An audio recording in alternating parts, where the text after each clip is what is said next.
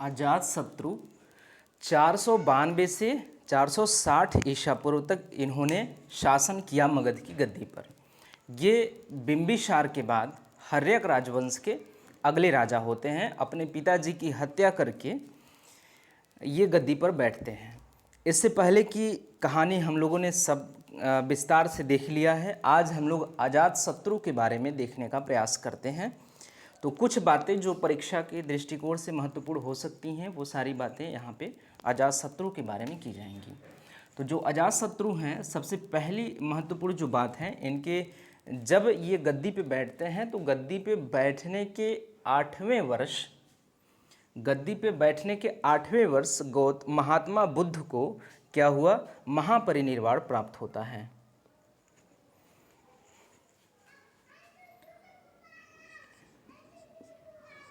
इनके गद्दी पर बैठने के 8वें वर्ष बाद, 8वें वर्ष में महात्मा गौतम बुद्ध की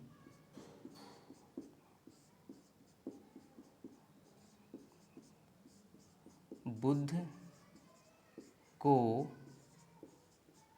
महापरिनिर्वाण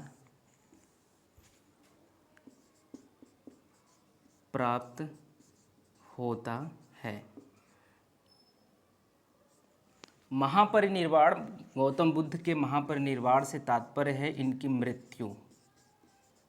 तो जब ये अजातशत्रु गद्दी पे बैठते हैं तो अजातशत्रु के गद्दी पे बैठने के 8वें वर्ष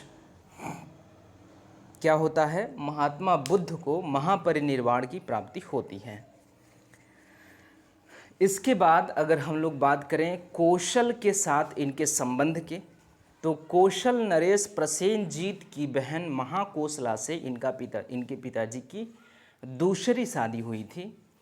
तो कौशल नरेश प्रसेनजीत से इनके पिताजी की जब शादी हुई थी तो आपको पता होगा कि इस विवाह में बिंबिसार को क्या हुआ था, काशी दहेज में मिला था, जिसकी रेवेन्यू जो था, जिसका आय जो था 1 लाख रुपए था। तो बिंबिसार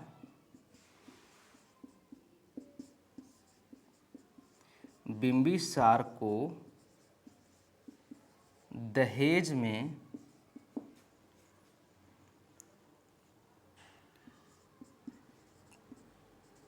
कौशल नरेश प्रसेनजीत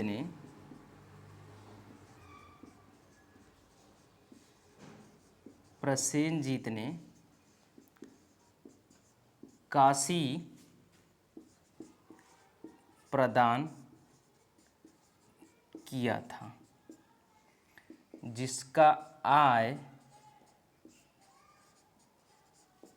1 लाख रुपए था।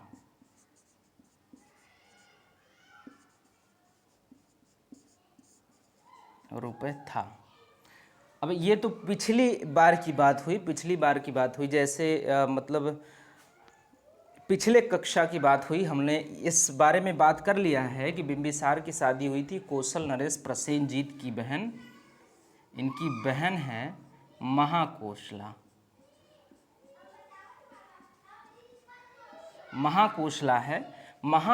से इनकी शादी होती है, प्रसेनजीत की बहन महाकोशला से। ठीक, तो 1 लाख रुपए था काशी का आय। अब क्या हुआ, बिंबिसार की मृत्यु के बाद ये प्रसेनजीत क्या करते हैं कि काशी वापस ले लेते हैं, क्योंकि इसके पुत्र अजातशत्रु ने अपने पिता की हत्या कर दी, अर्थात इनके प्रसेनजीत के जीजा की हत्या कर दी। ये इनकी बहन थी महाकोशला। तो अजातशत्रु ने इनकी जीजा की हत्या कर दी। तो ये नाराज थे और नाराज होकर क्या करते हैं, काशी को जो दहेज रूप में दिया था उसको ले लिया वापस। तो बिंबिसार की मृत्यु के बाद बिंबिसार की मृत्यु के बाद प्रसेनजीत ने काशी वापस ले लिया। किससे वापस ले लिया? बिंबिसार से तो लिया नहीं। किससे वापस ले लिया?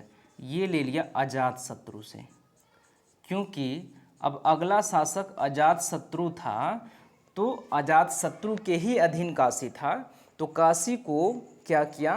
प्रसेनजीत ने वापस ले लिया। अब इससे क्या होता है? दो चीज़ें होती हैं। दो चीज़ें ये होती हैं, पहला ये कि मगध की आय क्या हो जाती है? 1 लाख रुपए कम हो जाती है।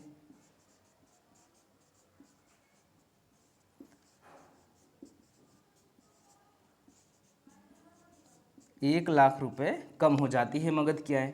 दूसरी चीज़ ये होती है इससे कि मगध और ये प्रसेनजीत और अजातशत्रु के बीच संघर्ष प्रारंभ हो जाता है।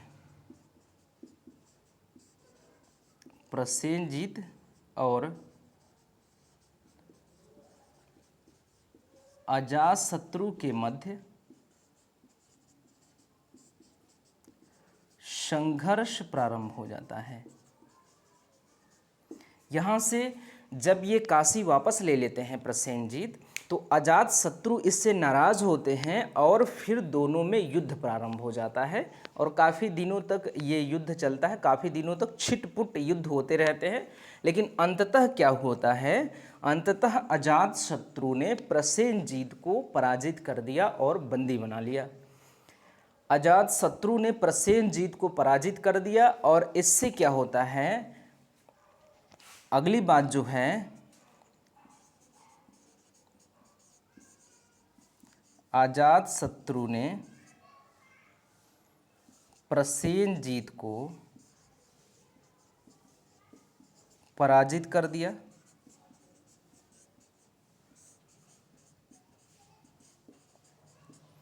पराजित कर दिया तो दो चीज़ें होती हैं, काशी वापस मिल जाता है, काशी वापस मिल जाता है। और आपको पता था कि प्रसेनजीत की एक पुत्री थी वजीरा।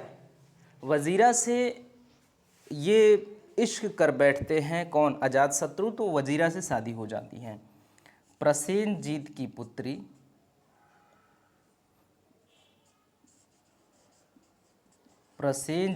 पुत्री वजीरा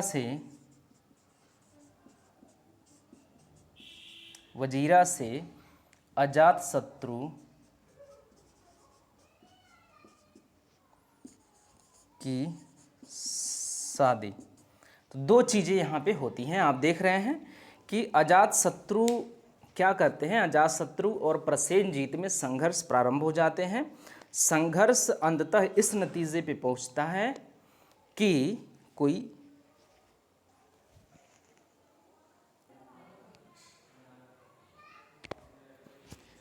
तो क्या होता है कि संघर्ष इस नतीजे पर पहुंचता है कि जो अजातशत्रु होते हैं, अजातशत्रु ने प्रसेनजीत को पराजित कर दिया। प्रसेनजीत को पराजित कर दिया तो इससे दो परिणाम निकलते हैं। एक तो ये कि काशी इनको वापस मिल जाता है और वजीरा से, इनकी प्रसेनजीत की पुत्री वजीरा से इनका विवाह हो जाता है। या फिर ये कह लें कि दो परिणाम इस प्रकार से निकलता है, या तो इसको एक परिणाम में ही शामिल कर सकते हैं कि वजीरा, जो प्रसेनजीत की पुत्री थी वजीरा, इनका विवाह अजातशत्रु से हो जाता है और उस विवाह में काशी इनको दहेज में मिल जाता है। तो ये बात हो सकती है। तो प्रारंभ से अगर तीन बातें हमने यहाँ पे अजातशत्रु के बारे में देखी है। एक तो ये कि गद्दी पे बैठने के 8वें वर्ष, जिस वर्ष ये अजातशत्रु क्या करते हैं? गद्दी पे बैठते हैं। गद्दी पे बैठने के 8वें वर्ष क्या होता है? महात्मा बुद्ध को महापरिनिर्वाण की प्राप्ति होती है, अर्थात महात्मा बुद्ध की मृत्यु हो जाती है। एक तो ये, दूसरी बात यह है कि बिंबिसार को दहेज में जो कौशल नरेश प्रसेनजीत ने अपनी बहन महाकोशला के विवाह में बिंबिसार के साथ किया था। तो महाकोशला के विवाह में काशी को दहेज में दिया था। काशी का रेवेन्यू था 1,00,000 रुपए, और उस काशी को जब मृत्यु होती है बिंबिसार की तो प्रसेनजीत ले लेता है वापस, क्योंकि ये बात जग जाहिर होता है कि ये अजातशत्रु ने अपने पिता की हत्या कर दी। तो अजातशत्रु ने अपने पिता की हत्या की तो होता क्या है कि महाकोशला ने क्या कर लिया, आत्महत्या कर लिया। इनके बिंबिसार की जब मृत्यु होती है तो महाकोशला ने आत्महत्या कर लिया। महाकोशला आत्महत्या कर लेती हैं कि हमारे पति जी की हत्या हो गई। तो जब आत्महत्या कर लेती हैं तो प्रसेनजीत की बहन होती हैं, तो प्रसेनजीत को ये अच्छा नहीं लगता, ये नाराज़ होते हैं और काशी को ले लेते हैं वापस। जब काशी को वापस ले लेते हैं तो इससे दो परिणाम निकलता है कि जो मगध या हर्यक वंश का जो रेवेन्यू है 1,00,000 रुपये कम हो जाता है, क्योंकि 1,00,000 रुपये काशी से प्राप्त होता था। और दूसरी बात ये है, दूसरा परिणाम ये हुआ कि प्रसेनजीत और अजातशत्रु में प्रारंभ हो जाते हैं संघर्ष, युद्ध प्रारंभ हो जाते हैं। तो इस प्रकार से युद्ध होता रहता है और अंततः इन युद्धों के अंतिम में होता क्या है कि प्रसेनजीत हल्का पड़ जाते हैं, भारी पड़ता है ये अजातशत्रु। अजातशत्रु क्या करते हैं, प्रसेनजीत को कैदी बंदी बना लेते हैं या फिर हरा देते हैं। हराने के बाद संधि इस बात पे होती है कि चलो ठीक है काशी वापस ले लो, या फिर ऐसा भी हुआ होगा कि शादी के लिए ये मान गए होंगे, शादी के लिए मान गए होंगे, और उसी शादी में वजीरा के साथ अजातशत्रु की शादी में क्या किया होगा, काशी को वापस दे दिया होगा दहेज में। इसके बाद क्या होता है, कुछ समय बाद जब प्रसेनजीत की मृत्यु होती है, जब प्रसेनजीत की मृत्यु होती है, प्रसेनजीत की मृत्यु के बाद ये जो है कौशल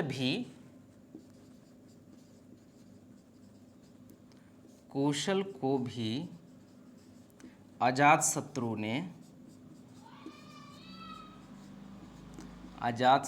ने मगध में शामिल कर लिया।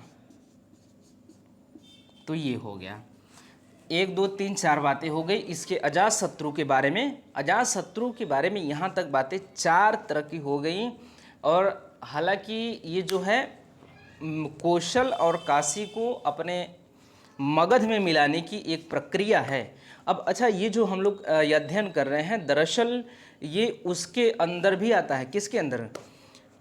मगध के उत्कर्ष नामक लेशन के अंतर्गत ही इसको हम पढ़ते हैं, क्योंकि ये जो महत्वाकांक्षी राजाएं हैं, ये राजाओं द्वारा जो कार्य किया गया है उसको हम पढ़ रहे हैं, और इसी से मगध का उत्कर्ष हुआ है, इन्हीं सब से। क्योंकि देखिए काशी मिल जाता है, ये कौशल भी मिल जाता है, वज्जी इसको अंग को बिंबिसार ने उससे ब्रह्मदत्त से युद्ध करके जीत के अपने अंदर मिला लेता है। तो इन राजाओं को अगर हम पढ़ रहे हैं तो दरअसल मगध का उत्कर्ष हम पढ़ रहे हैं।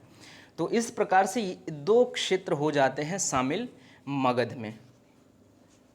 इसके बाद हम जानते हैं कि जो वैशाली है, वो जो वज्जी है, वज्जी संघ जो है 8 राज्यों का गणराज्य होता है।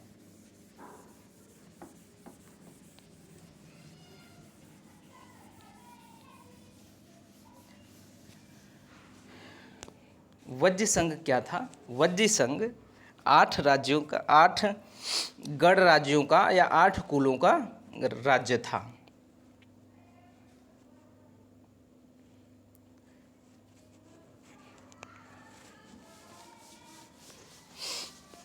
जैसा कि आप जानते हैं कि वज्जी संघ का एक गणराज्य था लिच्छवी।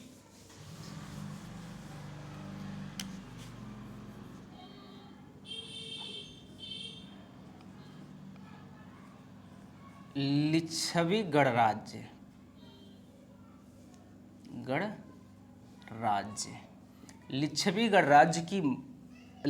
राज्य के राजा चेटक थे। जो यहाँ के राजा थे वो थे चेटक।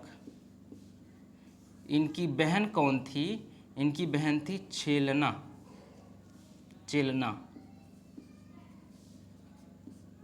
इनकी बहन थी चेलना।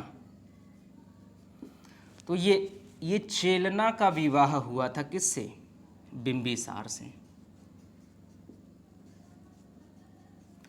चेलना का विवाह हुआ था बिंबिसार से और इन्हीं से पैदा हुए थे अजातशत्रु। कौन? अजातशत्रु इन्हीं से पैदा हुए थे। एक और हल्ल इन्हीं से पैदा हुए थे। हल्ल और बेहल्ल, दो और पुत्र थे। तो इस प्रकार से ये सबसे बड़े पुत्र होते हैं अजातशत्रु। सबसे बड़े पुत्र अजातशत्रु होते हैं। उसके बाद हल्ल और बेहल्ल भी चेलना के ही लड़के होते हैं।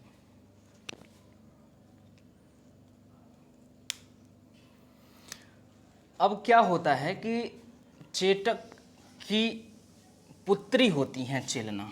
चेटक की पुत्री, क्योंकि ये लोग अजातशत्रु की मृत्यु के बाद अपने नाना के पास, नाना जी इनके बुला लेते हैं कि आओ तुम लोग हमारे घर रहो। तो ये वैशाली जाके रहने लगते हैं। वैशाली में जाके रहने लगते हैं और इसी वजह से कहा जाता है कि हल्ल और बेहल्ल कुछ अशर्फी, कुछ बहुत कीमती अशर्फी ले जाके अपने नाना को दे देते हैं और अजातशत्रु वही इनसे वापस करने के लिए कहता है। और इसी द्वंद्व में, इसी प्रकार से, मतलब इसी प्रक्रिया में क्या होता है, बातें इधर उधर हुई होंगी और दोनों में संघर्ष प्रारंभ होता है, संघर्ष होता है। लेकिन कहीं कहीं ये कहा जाता है कि हल्ल और बेहल्ल अपने छोटे भाइयों को बुला रहा था। ये अजातशत्रु के छोटे भाई दोनों हम लेके आएंगे, अपने यहाँ रखेंगे। तो छोटे भाइयों से ये प्यार करता था और बुला रहा था कि हमारे यहाँ रहेंगे, लेकिन ये चेटक था जो जाने नहीं देना चाहता था। तो इस वजह से भी दोनों के बीच संघर्ष हुआ जो भी हो, अंततः संघर्ष ही हुआ दोनों में।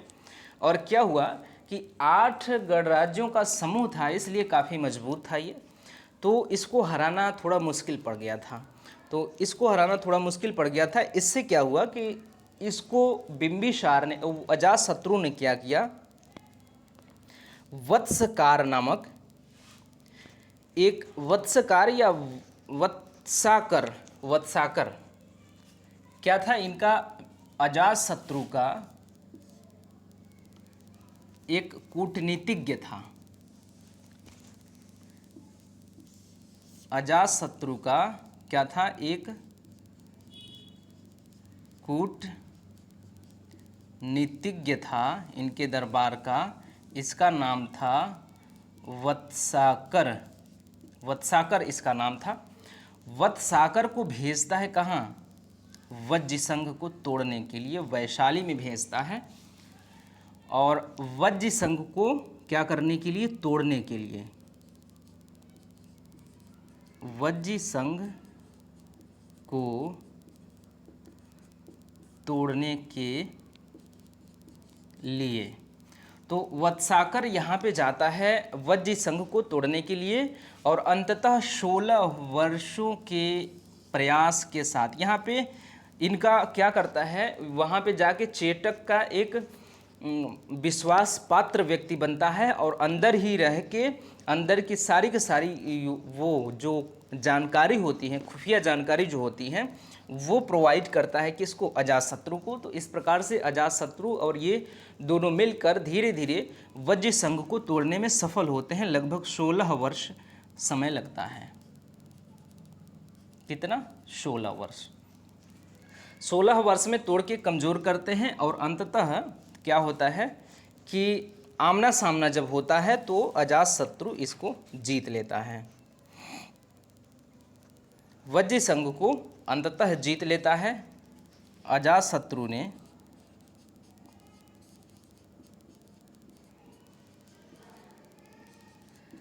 अंततः वज्र संघ को मगध में मिला लिया, वज्र संघ को मगध में मिला लिया। वैशाली के साथ युद्ध, किसके साथ? वैशाली या इसके वज्र संघ के साथ युद्ध में क्या किया था? स्वनिर्मित हथियार का प्रयोग किया था। अजातशत्रु ने 2 हथियारों का निर्माण किया, महाशिला कंटक और रथमूषल। इस युद्ध में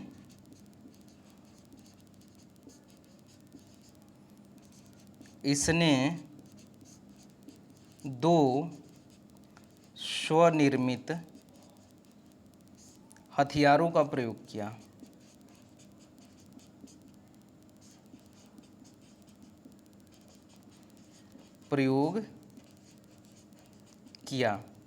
ये कौन थे? 2 हथियार, रथमूषल था एक, रथमूषल, और महाशिला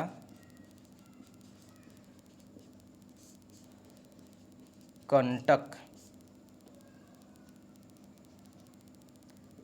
महाशिला कंटक।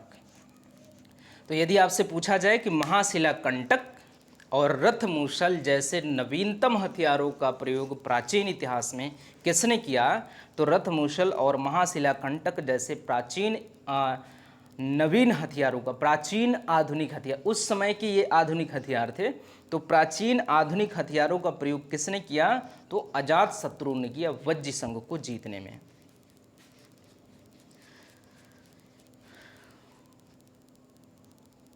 इसके बाद इसने अपनी राजधानी राजगृह को दुर्गीकृत कराया। अवंती के आक्रमण के डर से इसने अपनी राजधानी राजगृह को दुर्गीकृत करवाया। अवंती के आक्रमण के भय से इसने अपनी राजधानी राजगृह का दुर्गीकृत करवाया। राजगृह का दुर्गीकरण करवाया। इतना दिख रहा है कि नहीं, देख लें एक बार। जी, तो इसकी राजधानी क्या हुई, दुर्गीकृत भी हो जाती है। और अंततः एक बात आप याद रखेंगे, एक बात आप याद नहीं रखेंगे तो भी काम चलेगा, ये सब जानते हैं, जग जाहिर है कि इसके पुत्र उदयन ने ये पुत्र उदयन या उदयभद्र ने इसकी हत्या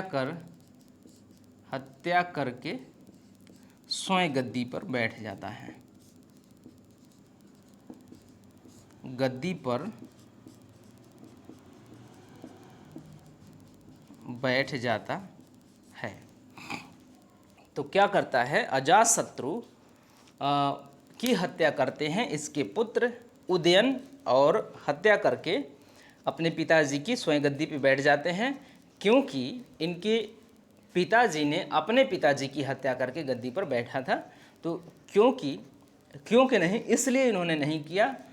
इनकी भी परिस्थितियां जो रही होंगी शायद वही रही होंगी कि हमारे पिताजी के बाद शायद कोई और न इस पे गद्दी पे बैठ जाए, तो अपने पिताजी की हत्या करके खुद ये गद्दी पे बैठ जाते हैं।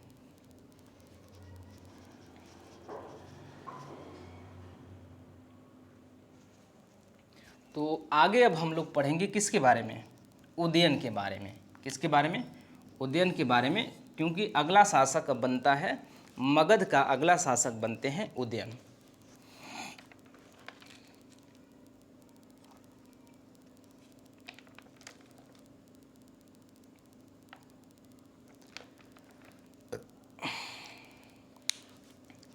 अब ऐसा है कि आजकल हमारा तबीयत जो है थोड़ा ख़राब चल रहा है, इसलिए 1 घंटा की क्लासेस हम लोग नहीं ले पाएंगे।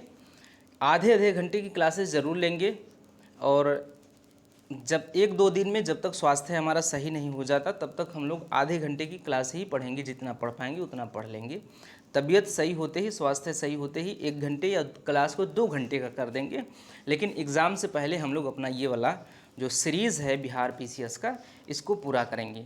तो कल हम लोग अगली क्लास में हम लोग उदयन के बारे में लेके मिलेंगे। उदयन के बारे में कल भी हो सकता है आधे घंटे का ही क्लास लें हम लोग। कल हम जाएंगे दवा लेने, और कल के बाद जो स्वास्थ्य में कुछ सुधार होगा तो फिर 1-2 घंटे की क्लासेस हम लोग लेंगे। स्वास्थ्य में हल्का सुधार होने पे हम 1 घंटे का क्लास कर देंगे, और पूरी तरह से सुधार होने पे हम लोग 2-2 घंटे का क्लास लेना प्रारंभ कर देंगे। तो इस प्रकार से हम लोगों का संपूर्ण बिहार स्पेशल जो है वो कंप्लीट हो जाएगा, और वो भी विस्तार से। आप देख रहे होंगे कि इतना विस्तार से हम लोग इसको क्या है कि बिहार पीसीएस को कंप्लीट कर रहे हैं।